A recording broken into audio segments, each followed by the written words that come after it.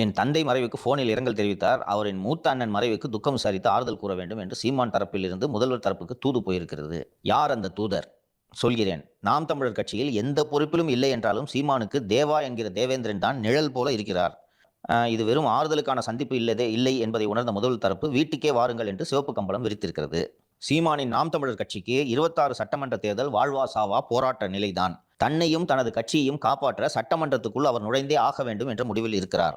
அதற்கு யாரெல்லாம் உதவி செய்ய வாய்ப்பு இருக்கிறதோ அவர்களை எல்லாம் தேடி தேடி நட்பு பாராட்டி வருகிறார் சீமான். இப்போது ஸ்டாலினையும் சந்தித்திருக்கிறார். இந்த சந்திப்பு சீமானின் வருங்கால பெருந்திட்டத்துக்கான ஆரம்ப புள்ளி. வரவிருக்கும் சட்டமன்ற தேர்தலில் நாம் தமிழர் கட்சி வாக்கு வங்கிக்கு பெரும் ஆபத்து விஜயால் தான் வரப்போகிறது என்று நினைக்கிறது நாம் தமிழர் தலைமை. திமுகவுக்கும் அதே எண்ணம் இருக்கிறது.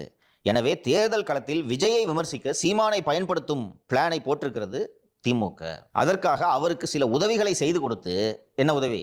உச்சநீதிமன்றம் செய்து கொடுத்து அவரை கைக்குள் வைத்துக் கொள்ளதான் இந்த சந்திப்புக்கு ஓகே சொல்லியிருக்கிறது திமுக மேலிடம். அதே போல பதிலுக்கு எந்தெந்த வகையிலெல்லாம் பயன்பெற முடியுமோ அதை திமுகவிடம் நாம் தமிழர் தரப்பு எதிர்பார்க்கிறது அப்படின்னு இதுல ஜூனியர் செய்தி வந்திருக்கு. பார்க்கும்போது ரீசெண்டா வந்து தாவேக்காக்கு கொள்கை இல்ல அப்படின்ற ஒரு விஷயத்த பேசியிருந்தாங்க. எனக்கு ரொம்ப ஷாக்கிங்கா இருந்தது. தாவேக்கா ஒன்றும் நேத்து ஆரம்பிச்ச கட்சி இல்லை, இதெல்லாம் ஸ்டார்டிங்கே பேசினதுதான். அதை மறுமுறையும் இப்ப பேசணுன்ற அவசியம் இல்லை. எது இதை பேசியிருக்காங்க அப்படின்னு யோசிச்சேன். இதுதான் அஜெண்டா. நீ அடி, எங்களையும் அடி, விஜய் வாக்குகளை உடை. இப்போ திமுக வந்து ரொம்ப பர்சனலா போய் கணப்பணம் திட்ட முடியாது இல்லையா விஜய? இவர் திட்டலாம்ல, இவர் வச்சு திட்ட விட்டா. ஸோ விஜயோட கவனத்தை இங்கிட்டு திருப்பணும். திமுக பக்கத்திலிருந்து விஜய் ஃபோக்கஸ் லைட்டை நாம் தமிழர் பக்கம் திருப்ப வேண்டும் என்றது நோக்கமாக இருக்கலாம்ல. இது மியூச்சுவலி திமுகக்கும் நாம் தமிழருக்கும் பயனளிக்கக்கூடிய ஒரு உறவு தானே.